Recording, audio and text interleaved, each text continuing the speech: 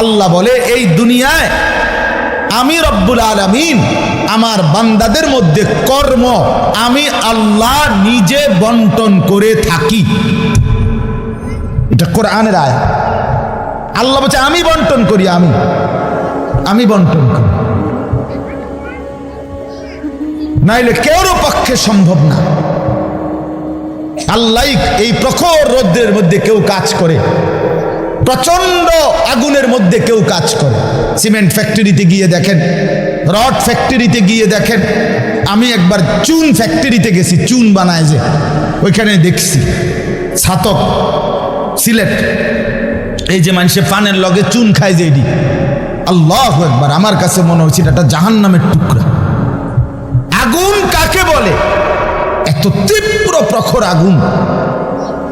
ওইখানে মনে করেন ওই বিল্ডিংটা আমার এখান থেকে মানে গরমের হাট লাগতেছে, আমি পারতেছি না আগাইতে, অথচ ওইখানে দাঁড়াইয়া দেখছি কর্মচারীরা বড় বড় লোহার আংটার মতো এগুলো দিয়ে দিয়া পাথর এগুলো লাড়তেছে, আরামসে হেতে কথাও কয়, তিড়েও লাড়ে, মানে অথচ আগুনটা কি আগুন, জাহান্নামের আগুনের মতো, কিন্তু তার ধৈর্য কুলাইলো কেমন?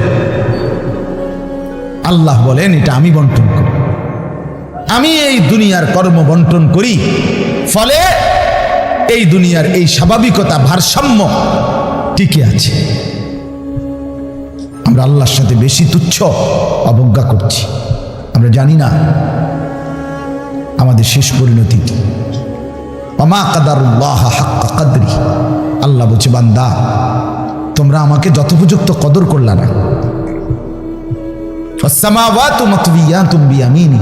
আল্লাহ বলে জানো বান্দা আমি সেই আল্লাহ যে চাইলে এক সেকেন্ডে এই 7 আসমান একটা পলকের মধ্যে মিনিটের ভিতরে গুটাইয়া আমি আমার কুদরতি হাতে নিয়ে আসতে পারি। তুমি কোন নেতার উপরে ভরসা করে অহংকারী করছো? কিসের উপরে? তোমার এই বিল্ডিং না, তোমার এই টাইলস, তোমার এই 5 তারার ফাইলিং, তোমার এই ইঞ্জিনিয়ারের নিশ্চয়তা, আপনার এই সয়েল টেস্ট রিপোর্ট, এটার উপরে ভরসা করে আপনি অহংকার করছেন না? স্বামী বিদেশ, এ কারণে মা বোন বাজারে ঘুরছেন না? বাপ তোমাদের ছেলেরা, তোমাদের বাবা কিছু টাকা রোজগার করছে, এই কারণে জিন্দেগি এভাবে ফেলে দিলা। এক ওয়াক্ত নামাজ পড়তে মন চায় না, তাহলে আল্লাহ লাগবে না বন্ধু? না, মালিক লাগবে না?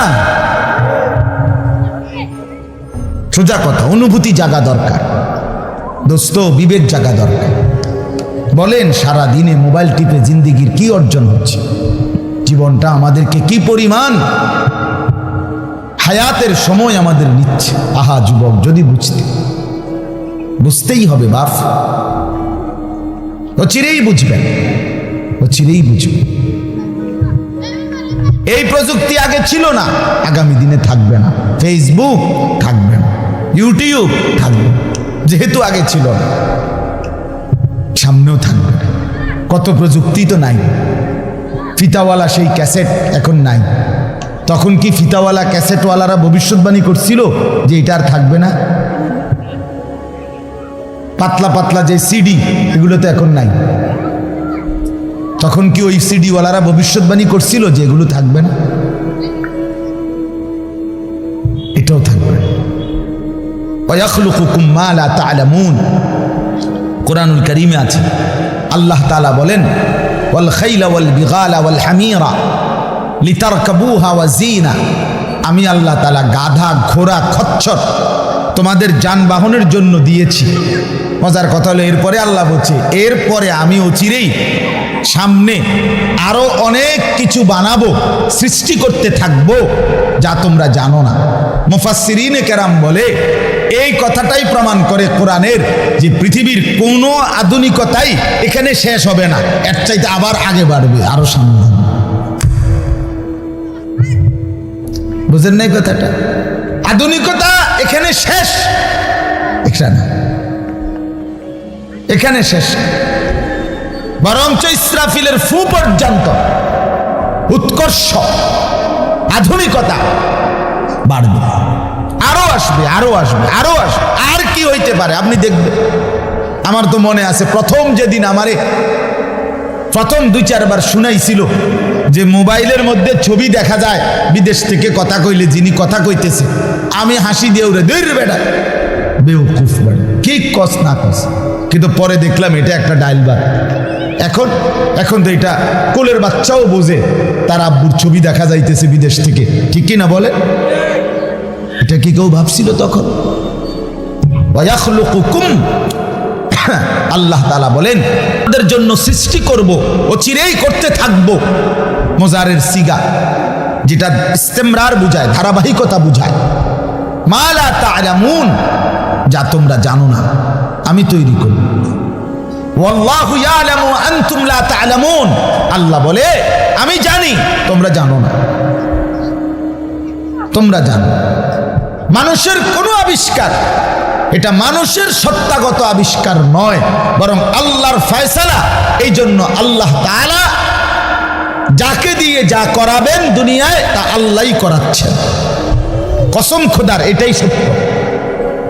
এই বন্ধু বিশ্বাস করো, এটাই সত্য। এজন্য যে ট্রাক বানাইতে পারছে সে মোবাইল বানাইতে পারবে না। বলে তুমি এত বড় ট্রাকের মতো একটা এত বড় যন্ত্র মেশিন বানাইছো, একটা গাড়ি বানাইতে পারলে তো এই ছোট্ট মোবাইলটা তুমি বানাইতে পারতা না? সে পারবে না। আল্লাহ তাআলার কুদরত এটা। কোরআনে আল্লাহ বলছেন নাহনু কাসামনা বাইনাহুম মাঈশাতাহুম ফিল হায়াতিদ দুনিয়া। আল্লাহ বলে এই দুনিয়ায় আমি রব্বুল আলামিন আমার বান্দাদের মধ্যে কর্ম আমি আল্লাহ নিজে বন্টন করে থাকি। এটা কোরআনের আয়াত। আল্লাহ বলছে আমি বন্টন করি, আমি বন্টন করি, নাইলে কেউর পক্ষে সম্ভব না। আল্লাহ এই প্রখর রৌদ্রের মধ্যে কেউ কাজ করে, প্রচন্ড আগুনের মধ্যে কেউ কাজ করে। সিমেন্ট ফ্যাক্টরিতে গিয়ে দেখেন, রড ফ্যাক্টরিতে গিয়ে দেখেন। আমি একবার চুন ফ্যাক্টরিতে গেছি, চুন বানায় যে, ওইখানে দেখছি ছাতক সিলেট, এই যে মানুষে পানের লগে চুন খায় যে, এটি আল্লাহু আকবার, আমার কাছে মনে হচ্ছে এটা জাহান্নামের টুকরা। আগুন কাকে বলে? এত তীব্র প্রখর আগুন। ওইখানে মনে করেন ওই বিল্ডিংটা আমার এখান থেকে মানে গরমের হাট লাগতেছে, আমি পারতেছি না আগাইতে। অথচ ওইখানে দাঁড়াইয়া দেখছি কর্মচারীরা বড় বড় লোহার আংটার মতো এগুলো দিয়ে দিয়া পাথর এগুলো লাড়তেছে আরামসে, হেতে কথাও কয়, তিড়েও লাড়ে। মানে অথচ আগুনটা কি আগুন, জাহান্নামের আগুনের মতো। কিন্তু তার ধৈর্য কুলাইলো কেমন? আল্লাহ বলেন এটা আমি বন্টন করি, আমি এই দুনিয়ার কর্ম বন্টন করি। ফলে এই দুনিয়ার এই স্বাভাবিকতা ভারসাম্য টিকে আছে। ওয়াজআলুকুম খুলাফা আল আরদ। বন্ধু আল্লাহ বলছেন আমি আল্লাহ আমার জমিনের মধ্যে তোমাদেরকে আমার প্রতিনিধি হিসাবে বসবাসের ব্যবস্থা করছি, এটা আমি করছি। আপনি শুধু একটা বার বলেন, একটা লোক এখানে এই যারা মনোযোগ দিয়ে শুনতেছেন, আপনি বলেন একজন চেয়ারম্যানকে বলুক, এই চেয়ারম্যান সাহেবরে এনে বসাইয়া, মনে করেন একটা ইউনিয়ন যে আপনার এখানে মোট 4000 ভোটারের ভোটে আপনি নির্বাচিত হয়েছেন, ধরে নিলাম এই 4000 ভোটারের মধ্যে এই ইউনিয়নে মানুষের প্রয়োজনীয় যে কাজগুলো এগুলো আপনি বন্টন করে দিবেন। আপনি যেহেতু জনপ্রতিনিধি, আপনি ভাগ করে দিবেন। রিক্সা চালাইব কয়জন, অটো চালাবে কয়জন, জুতা সেলাই করব কয়জন, চুল কাটবে কয়জন, তরি তরকারি করবে কয়জন, টয়লেট বাথরুম সাফ করবে কেটা কেটা, এটি আপনি লিখে দিবেন। চেয়ারম্যানের বাপ না, চেয়ারম্যানের 14 গোষ্ঠী পারবে এটা মিলাইতে? কথা বলেন না, পারবে এগুলো বন্টন করে দিতে? যারে প্রথম বলবো যে তুমি রিক্সাটা চালাইবা, তে কব কি আমি কি ভোট অর্ধেক নিয়ে দিছি, আপনি প্রথম রিক্সাটাই আমারে দিলেন, আপনি কি কমপক্ষে প্রাইভেট কার্ডটাও দেখলেন না? বলবে কি না বলেন না? সম্ভব? এটা সম্ভব। সুবহানাল্লাহ। নাহনু কাসামনা বাইনাহুম মাঈশাতাহুম ফিল হায়াতিদ দুনিয়া। রব্বুল আলামিন বলেন দুনিয়ার হায়াতে আমার প্রতিটা বান্দার কর্মের বন্টন আমি করে থাকি। ওয়া রাফা'না বা'দাহুম ফাওকা বা'দিন। এরপরে আজীব কথা আল্লাহ বলেন, আমি রব্বুল আলামিন আমার বান্দাদের মধ্যে এই দুনিয়ায় একদল আরেক দল, একজন আরেকজনের উপরে মর্যাদাবান করে থাকি। ফলে লিয়াত্তাখিযা বা'দুহুম বা'দান সুখরিয়া, ফলে আমার বান্দারা একে অপর থেকে নিজেদের প্রয়োজনীয় কাজগুলো আদায় করতে পারে। সুবহানাল্লাহ। আল্লাহ বলেন, আমি মাথায় ঢুকাইছি, তুই রিক্সা চালা, এই প্যাসেঞ্জার তোর সিটের উপরে বসে, সে বসে থাকবে, তুই চালাবি। আল্লাহ বলেন, এটা এই যে একজন দুইজনই মানুষ, এটাও মানুষ ওইটাও মানুষ। এই লোকটা প্রতিটা প্যাডেল মানে রিক্সা ঘুরাচ্ছে, তার ঘাম বাইয়া পড়তেছে, আত্মে বেটা জমিদারের মতো সে এয়াডার মধ্যে, ফোমের এয়াডার মধ্যে সিটটার মধ্যে বইয়া মোবাইলে কথা কয়, ঠ্যাং দুইটা আলগি দিয়া, কিরে বেটা কি তারে। তা সে যদি বলতো বেটা প্রয়োজনে ভিক্ষা করে খামু বেটা, তো তোরে এভাবে টাইনতে হবে, নাম বেটা দুজন একটা যাবো বেটা। কথার কথা কে তারে বুঝাবে তখন? কিন্তু আল্লাহ তাআলা বলেন, আমি আমার এই বান্দাদের মধ্যে বুঝাইছি, একজন ড্রাইভার, একজন প্যাসেঞ্জার, একজন বিক্রেতা, একজন ক্রেতা, একজন সারাটা দিন মেহনত। আহা বন্ধু, আমি তো অনেকবার, আমি ঢাকা যখন পড়ালেখা করছি কত সময় তাকায় দেখছি, এই যে গার্মেন্টস মিল ফ্যাক্টরির শ্রমিকরা, ছেলে মেয়েগুলো কি পরিমাণ মানবেতর জিন্দেগি, তারা এই 8 ঘন্টা 10 ঘন্টা ওভার টাইম করে ডিউটি শেষ করে ছোট্ট ছোট্ট খুপরির মতো কোন রকম জিন্দেগির জীবনটা তারা কষ্ট করে চালায়। অল্প কয়টা টাকা বেতন পায়, বেতনটার জন্য কত সময় কত আন্দোলন করতে হয় তাদেরকে। এই সামান্য কয়টা টাকা দিয়ে তারা জীবনটা নির্বাহ করে বছরের পর বছর, অথচ তাদের সেই কষ্টের মেহনতের পরিশ্রমের পণ্যটা বিক্রি করে মালিক ও পক্ষ কোটি কোটি টাকার রাজপ্রাসাদে আলিশান বিত্ত বৈভবের মধ্যে উল্লাস করছে। আল্লাহ বলেন, বান্দা এই যে ব্যবধান, এটা আমি করছি, এটা আমার ফয়সালা, আমার ইচ্ছা। আমি যাকে মন চাই ধনী বানাই, আমি যাকে মন চাই গরিব বানাই, আমি যাকে মন চাই সম্পদের প্রাচুর্য বাড়িয়ে দেই, আমি যাকে মন চাই সম্পদ কমিয়ে দেই। আমার বান্দা, এটা তোমার দুনিয়াবি কোনো শিক্ষা, দুনিয়াবি কোনো যোগ্যতা, শারীরিক কোনো দক্ষতা, তোমার মেধার কোনো বিচক্ষণতা নয়, কসম আল্লাহর নয়। যুবক, প্রতারিত হইও না বন্ধু, প্রতারিত হইও না। তোমার মতো সুখী সচ্ছল ছিল, বাবার সম্পদ ছিল, চাকরি ছিল, বাবা বিদেশ ছিল, এরকম হাজারো সন্তান আজকে উদ্বাস্তু শরণার্থী শিবিরে, শরণার্থীর মতো মানবেতর জীবন ফিলিস্তিনে, রোহিঙ্গাতে, সিরিয়াতে, ইরাকে মুসলমানের লক্ষ কোটি সন্তান রোহিঙ্গার আরে শরণার্থী উদ্বাস্তু হিসাবে মানবেতর জীবন যাপন করছে। এরা, এদেরও ফ্যামিলি ছিল, এদেরও মা ছিল, এদেরও বাবা ছিল, এদেরও ব্যাংক ব্যালেন্স ছিল, এদেরও হাস্যোজ্জ্বল চেহারা ছিল। বরং আমাদের চাইতে আরবের মানুষের চেহারা লক্ষ কোটি গুণ বেশি সুন্দর। বন্ধু আমার, কি রঙে, আমার কথা শেষ, আমি বেশি আর বাড়াবো না। কি পাইয়া আজকে আমাদের সন্তানদের হালাত আমি বুঝি না। আরে বন্ধু, কি গুপ্তধন পাইয়া গেলা, কোন জমিদারি পাইয়া গেলা, যে জমিদারির কারণে আল্লাহকে এভাবে ভুলে গেলা? কারণটা কি? মুসলমানের বাবারা এভাবে ভুলে গেলেন কেন? মুসলমানের মারা এভাবে বপর্দায় বেপর্দায় নামে গেলেন কেন? মুসলমানের বোনেরা এইভাবে অসভ্যতায় নেমে গেল কেন? হায়া কোথায়, লজ্জা কোথায়, শরম কোথায়? আল্লাহকে এভাবে ভুলে গেলেন কেন? যে ঘরে বাপ মা জীবিত, অথচ ক্ষুধার 365 দিনে, একটা বছরে, একটা 16 বছরের 18 বছরের ছেলে মেয়ে, আহা, আপন মা বাপ জীবিত থাকতে কোনদিন একটা বছরে ফজরের নামাজ পড়ল না। এত বড় জানোয়ার মুসলমানের ঘরে ঘুমায় কেন? বলেন, এত বড় অসভ্য এক মুসলমান বাবা মা এই সময় এত বড় নাফরমান নিয়ে এই ঘরে জীবন চলছে কেন? কারণটা কি? আল্লাহকে এভাবে ছেড়ে দিলেন কেন? আখেরাত এভাবে ভুলে গেলেন কেন? কি ব্যাপারটা কি?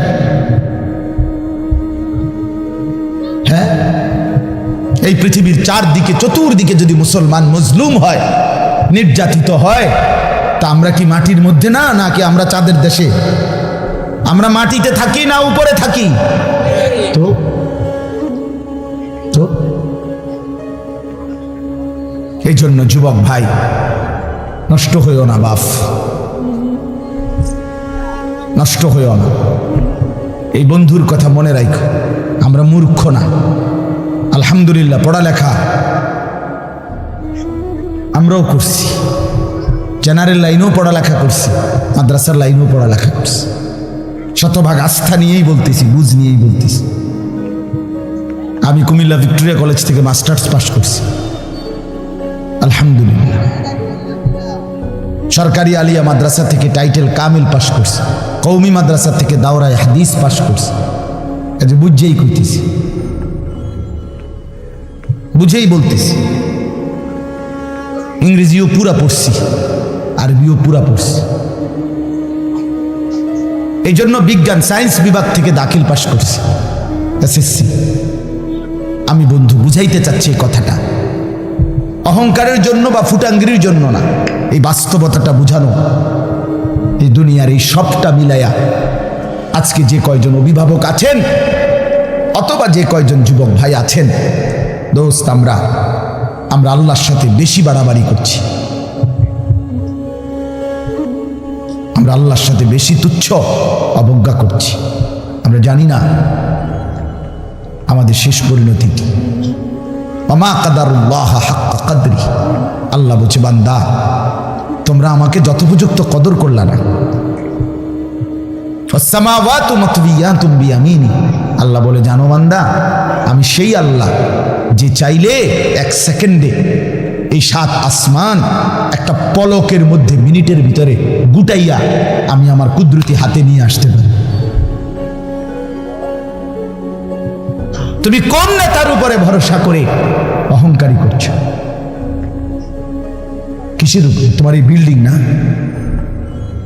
তোমার এই টাইলস, তোমার এই 5 তারার ফাইলিং, তোমার এই ইঞ্জিনিয়ারের নিশ্চয়তা, আপনার এই সয়েল টেস্ট রিপোর্ট, এটার উপরে ভরসা করে আপনি অহংকার করছেন না? স্বামী বিদেশ, এ কারণে মা বোন বাজারে ঘুরছেন না? বাপ, তোমাদের ছেলেরা, তোমাদের বাবা কিছু টাকা রোজগার করছে, এই কারণে জিন্দেগি এভাবে ফেলে দিলা। এক ওয়াক্ত নামাজ পড়তে মন চায় না, তাহলে আল্লাহ লাগবে না বন্ধু? না, মালিক লাগবে না? আল্লাহকে লাগবে না? তাই আজকে যারা এশার নামাজ পড়ো নাই, কেন পড়লা না? এই হাইওয়ান, পড়লা না কেন? এই হারামি, পড়লা না কেন? সারাদিনে এক ওয়াক্ত নামাজ পড়ো নাই যে? তোমার চাইতে নিকৃষ্ট মানুষ, নির্লজ্জ মানুষ আর কি হইতে পারে? মুসলমানের ঘরে জন্ম নিয়ে এক মুসলমান মায়ের পবিত্র দুধ এক টানা 2টা বছর খেয়ে এত নিকৃষ্ট মানুষ হয় কেন? এত নিকৃষ্ট মুসলমান হয় কেমনে? মিয়া, এত সভ্য মুসলমানের রক্ত এত বেদামি হবে কেন? অনুভূতি এভাবে মরে যাবে কেন?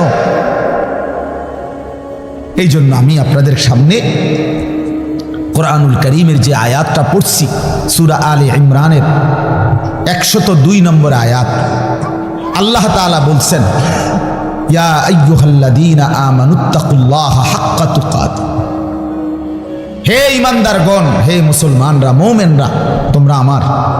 আল্লাহ বলছে 89 বার কোরআনুল কারীমের মধ্যে আল্লাহ তাআলা, একবার দুইবার না দোস্ত, হে ঈমানদারগণ, হে আমার মুমিন বান্দা, এই কথা বলে আল্লাহ 89, 8, 9, 89 বার আল্লাহ কোরআনে ডাক দিয়েছে।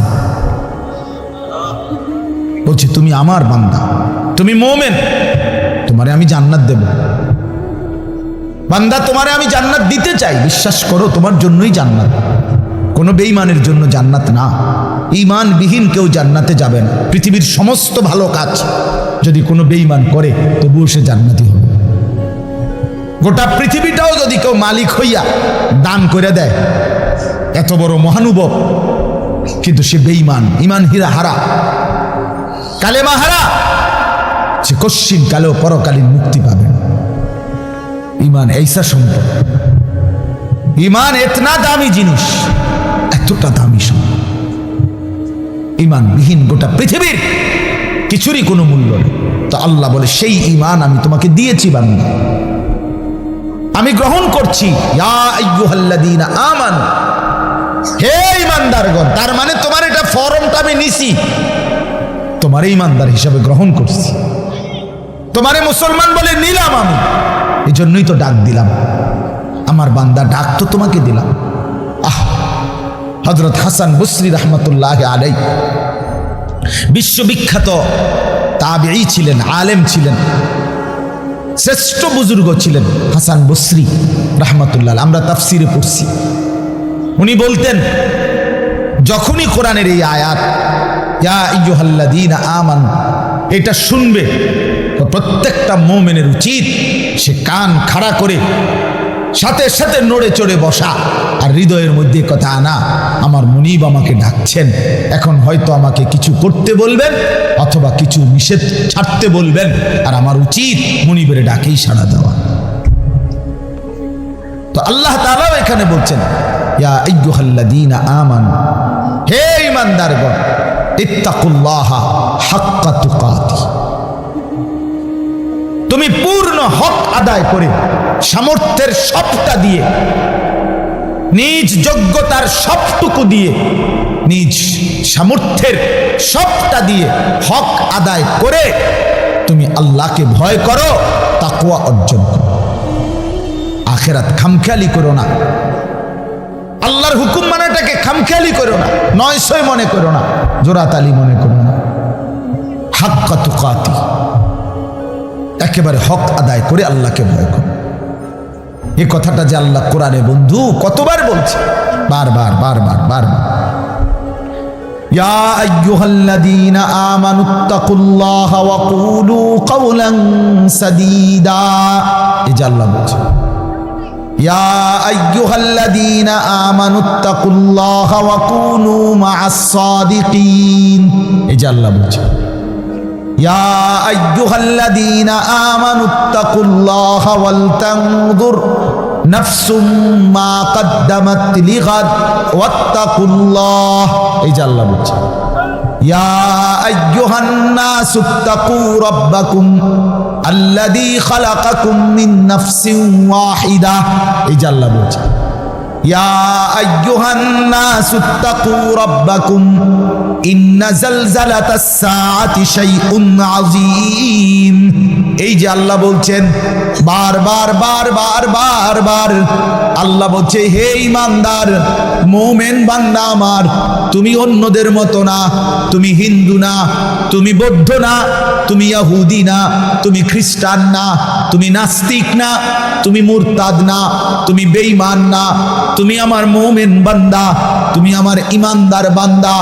তুমি আর 10 জনের মতো না, ভাত আমি সবাইকে খাওয়াবো, সেজদার তৌফিক আমি সবাইকে দেব না।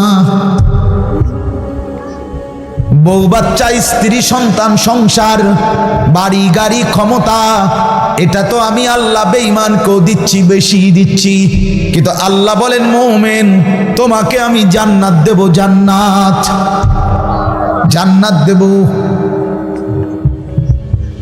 জান্নাত দেব। ঈমানদার জান্নাত এক পলক দেখবে।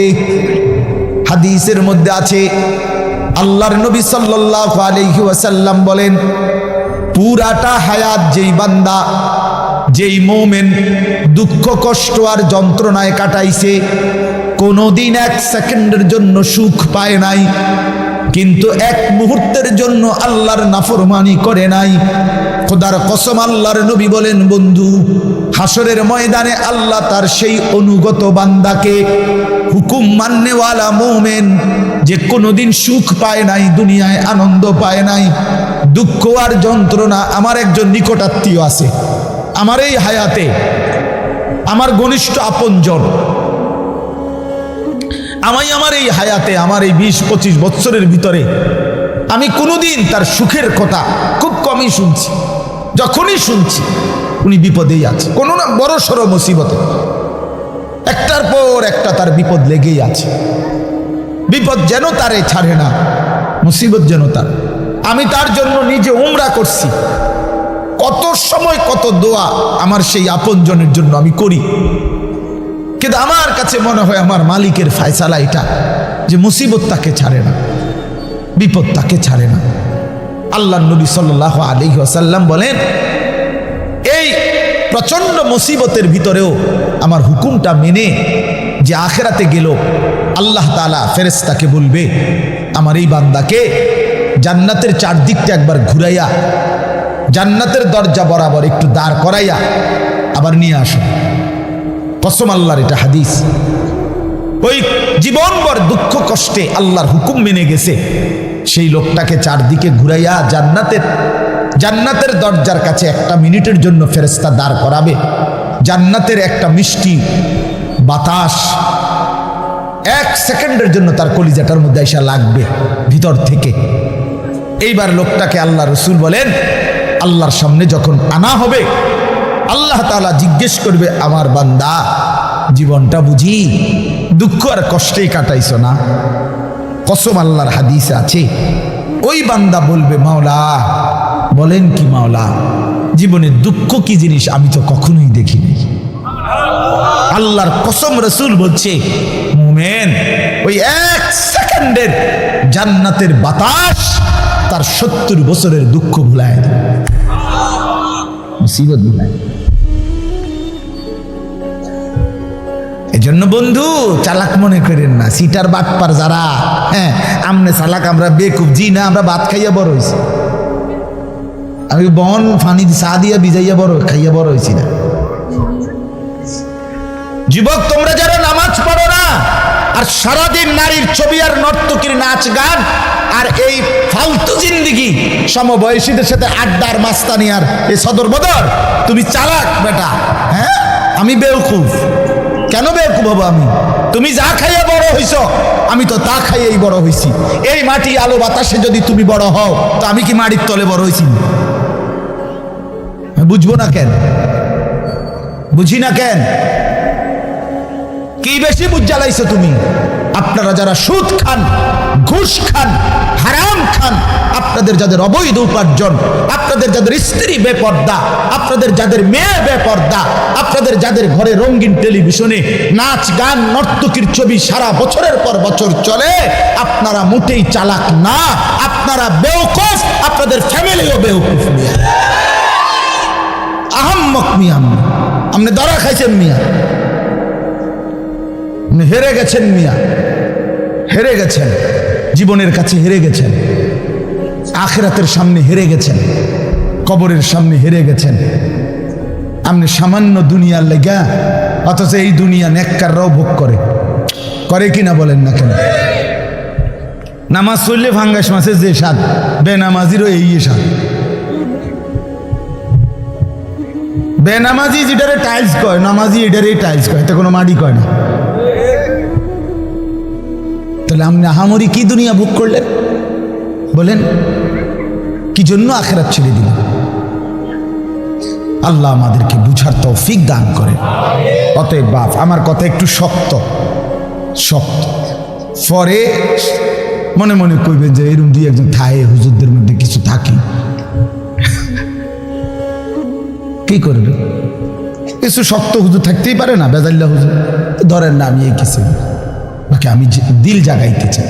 খোদার কসম দুশ্মনী নিয়ে বলি না। কি ভাই, কারোর সাথে কোনো দুশ্মনী ছিল কি? কোনো ঝগড়ার কারণে বলা হইতেছে? এটা কি মারামারি? কি জামা বইটা লাইছি, আজ যা সুইরালাম তোরে বেটা ফাইজ বাতিজার ফুট, তোরে আজকে ফাইছি, মাইকেও ফাইছি সুবিধা মতো, আজকে কই না। ব্যাপারটা তো এটা না দোস্ত আমার, বাপ আমার, পর্দার আড়ালের মা বোন, আপনাকে জাগাইতে চাই। মা কেন বেপর্দার জিন্দিগি? যে নারী তারা ইজ্জতের কদর বোঝে না, যে নারী তার পর্দার কদর বোঝে না, যে নারী তার সতীত্বের সম্ভ্রমের কদর বোঝে না, খোদার কসম সে নারী না, সে কোনো মহিলা না, সে ভিন্ন কোনো পদার্থ হইতে পারে। রাসূলুল্লাহ সাল্লাল্লাহু আলাইহি ওয়াসাল্লাম আমরা এটাই পড়ছি, নবী বলছেন নারী বলে তাকে আড়ালে থাকে যে, নিজেকে পর্দায় রাখে যে, নিজেকে আড়ালে রাখে যে, তাকেই বলে নারী। এজন্য যে বেপর্দা, বেহায়া, নির্লজ্জা, বেশরম, এটা কোনো নারী না, অন্য কোনো পদার্থ, অন্য কিছু। বলে তো কিতাই রে হেবুডি ডাক্তার দেয়া, ডাক্তারই তো একটা রিপোর্ট দিব, পরীক্ষা নিরীক্ষা করে চাইবে কিতাই রে, আমি কিনলে কইতাম। রাসূল বলছে নারী বলে তাকে পর্দায় থাকে যে। আল্লাহ আমাদেরকে বুঝার তৌফিক দান করে। অতএব এটাই কথা আমার, রমজান সামনে, আমাদের জীবনের সুযোগ নিজেকে বদলানো, নিজেকে পরিবর্তন করার, জীবনটা গঠন করার। এজন্য আমি এই আয়াত পড়ছি। আল্লাহ বলছে বান্দা সাধ্যের সবটুকু দিয়ে সর্বোচ্চ হক আদায় করে আমাকেই ভয় করো। আর আল্লাহকে ভয় করার অর্থ দুইটা, সমস্ত গুনাহ ছেড়ে দেওয়া, আল্লাহর সমস্ত হুকুম পালন করা। আল্লাহ আমাদেরকে তৌফিক দান করে। ওয়ালা তামুতুন্না ইল্লা ওয়া আনতুম মুসলিমুন। এবং আল্লাহ তাআলা সাথে সাথে বললেন বান্দা দুনিয়া, কথাটা খেয়াল করেন, এই শেষ কথাটা আল্লাহ বলছে বান্দা, আমি আবারও বলছি বান্দা দেখো দুনিয়া কিন্তু পার হইবা, দুনিয়া অনুগত, অবাধ্য, ইমানদার, নাফরমান, আদেশ পালনকারী, অমান্যকারী, দুনিয়া কিন্তু প্রত্যেককেই আমি ভোগ করতে দেই সুখ, স্বাচ্ছন্দ্য, আনন্দ, ফুর্তি, স্বস্তি, উল্লাস। হ্যাঁ, এই দুনিয়া উপভোগ, এটা কিন্তু আমি নাফরমানকেও দেই বান্দা, এটা আমার নিজাম, আমি দেব। কিন্তু বান্দা ওই কবর থেকে নিয়ে আখেরাত, পরকালে, সেখানে যদি সুখ মিলতে হয়, স্বস্তি মিলতে হয়, স্বাচ্ছন্দ্য মিলতে হয়, তৃপ্তি মিলতে হয়, উল্লাস পেতে হয়, আল্লাহ বলছে বান্দা বিশ্বাস করো, আমি তোমার অনুরোধ করছি বান্দা, পূর্ণ মুসলমান না হয়ে, আমার অনুগত না হয়ে, আমার গোলামি না করে কবরে আইসো না, মৃত্যুবরণ কইরো না। এই সুখ ওইখানে মিলবে না, এই সুখ ওইখানে কি হবে না। এখানে আমি অনুগত, অবাধ্য, উভয়কেই দুনিয়া ভোগ করতে দেই, কিন্তু কবরে দেব না, আখিরাতে দেব না, হাসরের মাঠে দেব না। সেখানে শুধুই উইদ্দাত লিল মুত্তাকিন, জান্নাত বানানোই হয়েছে মুত্তাকিদের জন্য, আখিরাতের সুখ বানানোই হয়েছে আদাত্তু লিইবাদিয়াস সালিহিন, আল্লাহ বলছে আমার নেক বান্দাদের জন্য। অতএব আমার বক্তব্য এটাই, রমজানকে কদর করেন, রমজানটাকে সামনে নিয়ে প্রত্যেকটা নারী, পুরুষ, ছেলেরা, নওজোয়ানরা, বাবারা গুনাহমুক্ত একটা জীবন গড়ার সিদ্ধান্ত নেন। চুরি, ডাকাতি, জিনা, বেবিচার, সুদ, ঘুষ, মদ, জুয়া, বেহায়া, বেপর্দার জিন্দিগি থামায় দেন। যুবক থেমে যাও, বাপ থামো ভাইয়া, অনুরোধ করছি, এক ভাই বললাম থেমে যাও, অসভ্যতার এই জিন্দিগি ছাড়ো, বেনামাজির এই জিন্দিগি ছাড়ো, সারাদিন নারী নিয়ে আর মোবাইল নিয়ে পড়ে থাকা এই জিন্দিগি ছাড়ো। মা বোনরা, আপনারা যারা খোদার 11টা মাস বাজারে বাজারে ঘুরছেন, মার্কেটে গেছেন, কতবার গেছেন, ও মা বোন, আল্লাহর দোহাই, এক ভাই বললাম কমপক্ষে রমজানটাকে কদর করেন, একটা মাসকে সম্মান করেন, আল্লাহর দিকে চাইয়া। রমজানটাকে বাজারে মার্কেটে এই জুতা, শাড়ি, গহনা, এই ফালতু জিনিসের জন্য খোদার এত বড় রমজানকে কোরবান করে দিয়েন, নষ্ট করে দিয়েন, বরবাদ করে দিয়েন না মা বোন। এটা অনেক বড় সীমা লঙ্ঘন, অনেক বড় সীমা লঙ্ঘন। আল্লাহ তাআলা বলছেন বান্দা আমি এত বেশি সুযোগ দিছিলাম রমজানে, রহমত, মাগফিরাত, নাজাতে, কোনো মূল্যায়ন করলা না। এই জন্য রমজানের লাস্টে জিব্রাইল পাঠাইয়া নবীজিকে আল্লাহ জানায় দিছে, জিব্রাইল গাও বলে আসো আমার বন্ধু, বন্ধু আপনার যেই উম্মত এত বড় রমজান পেয়েও কদর করে নাই, গুনাহ মাফ করায় নাই, তার উপরে আমি আল্লাহর লানত। জিব্রাইল আয়েশা বলছে নবী আমি জিব্রাইলেরও লানত, নবীজি বলছে আমিন, জিব্রাইল আমি মুহাম্মদেরও লানত। তোর উরফে আল্লাহরও গজব, তোর উরফে ফেরেশতাদেরও লানত, তোর উপরে রাসূলুল্লাহরও লানত, অভিশাপ, অভিশাপ। এজন্য ইয়া বাগিয়াল খাইরে আকবিল ইয়া বাগিয়াশ শাররে আকসির। এই শেষ কথা। নবী সাল্লাল্লাহু আলাইহি সাল্লাম বলে রমজানের রাতে প্রত্যেক দিন সারাদিন রমজান ফেরেশতা ডাকে, হে নেক কাজের আগ্রহীরা এগিয়ে আসো, হে গুনাহের কাজের আগ্রহীরা এবার তো থামো, এটা থামো, এটা রমজান, এটা রমজান। যুবক, এটা রমজান। মোবাইলটা আর খুললো না, নারীর ছবি আর দেখো না, বেনামাজি জিন্দিগি আর রাইখো না। আমরা প্রত্যেকে নিয়ত করি ইনশাআল্লাহ। আল্লাহ বলেন ইনশাআল্লাহ। আল্লাহ তাআলা তৌফিক দান করেন। আমার বাবা, আর 5টা মিনিট আমার একটু কথা আপনাদের কাছে আমার মেহেরবানি করে অনুরোধ। আমি ব্যক্তিগতভাবে খুব লম্বা সময় বলতে পারবো না, কিন্তু আপনাদের কাছে আমার অনুরোধ, এই দেবিদ্দার দারুল উলুম মাদ্রাসা অনেক প্রাচীন। হযরত মাওলানা আবু তাহের সাহেব, উনি আমাদের অনেক মুরব্বী, অনেক মুরব্বী। মূলত ওনার সম্মান জানাইতে গিয়েই আলহামদুলিল্লাহ আমি চেষ্টা করি এই মাহফিলটাতে আসতে। ওনার ছেলে বশির, সে আমারে অনেক মহব্বত করে, অনেক মহব্বত। এই জন্য সব মিলায়া আন্তরিকতার কারণেই চেষ্টা করছি আসতে। আপনাদের কাছে অনুরোধ, এই মাদ্রাসাটা সবচেয়ে প্রাচীন দেবিদ্বারের পুরাতন মাদ্রাসাগুলোর মধ্যে এটা একটা। আমাদের মাসিকারা মাদ্রাসা, আমাদের রামপুর মাদ্রাসা, এগুলো যেরকম প্রাচীন মাদ্রাসা, এটাও আলহামদুলিল্লাহ অনেক প্রাচীন একটা মাদ্রাসা। একটা মাদ্রাসার অনেক জরুরত, অনেক প্রয়োজন। মাদ্রাসার নতুন ভবন, মাদ্রাসার সার্বিক ব্যবস্থাপনা, একটা মাহফিলের ইন্তেজাম, মাদ্রাসার সমস্ত খরচ সব মিলায়া অনেকগুলো টাকাই সবসময় সারা বছর প্রয়োজন হয়। আপনাদের কিছুটা ভালোবাসা, সহযোগিতা, আন্তরিকতা, একটু দান, একটু সহযোগিতায় আপনি খুব ক্ষতিগ্রস্ত হবেন না, কিন্তু মাদ্রাসা লাভবান হবে, আপনার আখিরাতও লাভবান হবে। এই জন্য 5টা মিনিট আমি অনুরোধ করছি, প্রত্যেকে ইনশাআল্লাহ দয়া করে মেহেরবানি করে যার যার সামর্থ্য মতো ফিরাইয়া দিয়েন না। এক ভাইয়ের আবেদন ফিরাই, মাদ্রাসার জন্যই চাইছে, আখিরাতের আশাই চাইছে, আপনার ভালোর জন্যই চেয়েছে। যে টাকাটা দিবেন, খোদার কসম রাসূল বলছে উম্মত এটাই তোমার থেকে যাবে, এটাই থাকবে শুধু। অতএব দানটাই থাকবে, আমারটাও আপনারটাও। আমরা প্রত্যেকে ইনশাআল্লাহ একটু বলি যে নগদ দিলে নগদ দেন, আর যদি পরে দিবেন তো বলেন, এক্ষুনি লিখে রাখেন।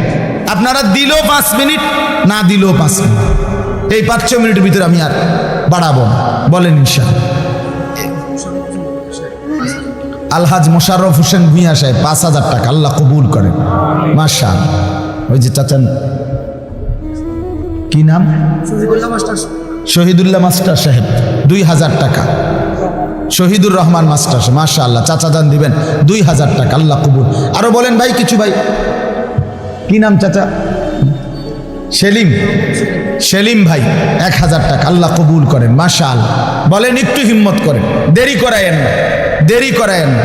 এক মুমিনের সিফাত, বৈশিষ্ট্য, সে নামাজ পড়ে প্রতিদিন, দান করে প্রতিদিন, এটা মুমিনের বৈশিষ্ট্য। বলেন ইনশাআল্লাহ। আরো কিছু ভাই বলেন বাবা, কি নাম চাচা, হাজী মোহাম্মদ রমিজ উদ্দিন, চাচা যান 2,000 টাকা দিবেন, আল্লাহ কবুল করেন। কি নাম, গিয়াসউদ্দিন ভাই, ওই যে দেখেন 1,000 টাকা দিবেন, আল্লাহ কবুল করেন। জনাব শহীদুল্লাহ সাহেব কত, 1,000 টাকা, আল্লাহ কবুল করেন। এদিকে একজন 1,000 টাকা দিচ্ছেন, আল্লাহ কবুল করেন মাশাআল্লাহ, আলহামদুলিল্লাহ। আরো একজন 500 টাকা দিচ্ছেন, কামাল সাহেব 1,000 টাকা, আল্লাহ কবুল করেন মাশাআল্লাহ। যারা টাকা আনতে যাইতেছেন, টাকা নিয়ে তাড়াতাড়ি আসেন মাশাআল্লাহ। মনির ভাই লেখেন, ও দেখেন মনির ভাই 5,000 টাকা, আল্লাহ কবুল করেন মাশাআল্লাহ।